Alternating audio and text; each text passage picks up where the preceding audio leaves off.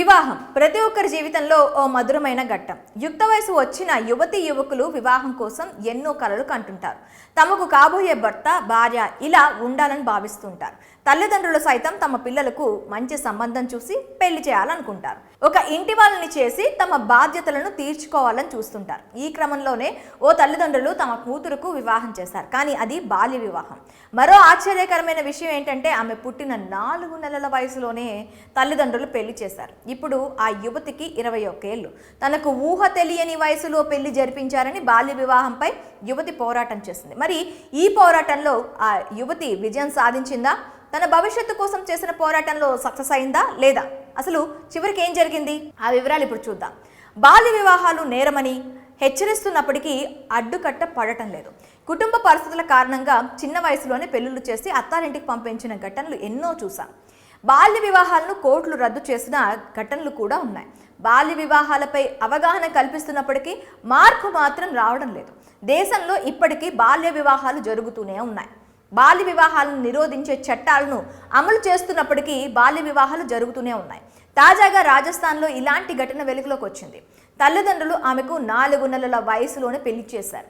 15 ఏళ్ళు వచ్చేసరికి అత్తమామల కాపురానికి పంపాలని ఒత్తిడి చేశారు. అయితే తనకు ఊహ తెలిసే నాటికి పెళ్ళైపోయిందని తెలిసిన ఆమె తనకు జరిగిన అన్యాయంపై పోరాటం చేసింది. చివరకు విజయం సాధించింది.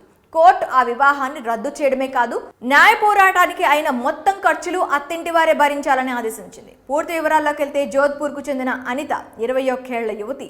4 నెలల వయసులోనే తల్లిదండ్రులు ఆమెకు పెళ్లి చేశారు. ఆ తర్వాత యువతికి 15 ఏళ్ళు వచ్చే వరకు తల్లిగారింట్లోనే పెరిగింది. ఈ క్రమంలోనే తమ కోడల్ని కాపురానికి పంపించాలని అత్తమామలు ఒత్తిడి తీసుకొచ్చారు. కాగా ఈ పెళ్లిని అనిత వ్యతిరేకించింది. ముక్కు పచ్చలారని వయసులో పెళ్లి చేశారని, తాను కాపురానికి రానని తెగేసి చెప్పింది. తల్లిదండ్రులు సర్ది చెప్పినా వినలేదు. బాల్య వివాహానికి వ్యతిరేకంగా న్యాయ పోరాటానికి సిద్ధమైంది. ఈ పోరాటంలో ఆమెకు సోదరుడు అండగా నిలిచారు.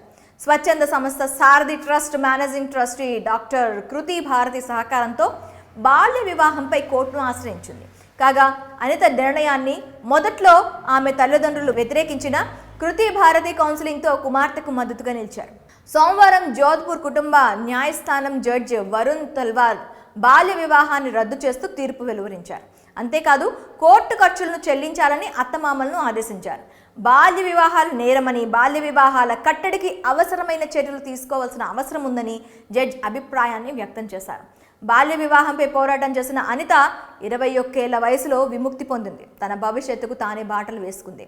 బాల్య వివాహాల కారణంగా ఇబ్బందులు ఎదుర్కొంటున్న ఎందరికో స్ఫూర్తిగా నిలిచింది. తన పోరాటంతో వారిలో కొండంత ధైర్యాన్ని నింపింది. మరి బాల్య వివాహంపై అనిత చేసిన పోరాటంపై మీ అభిప్రాయం ఏంటో కామెంట్స్లో తెలపండి.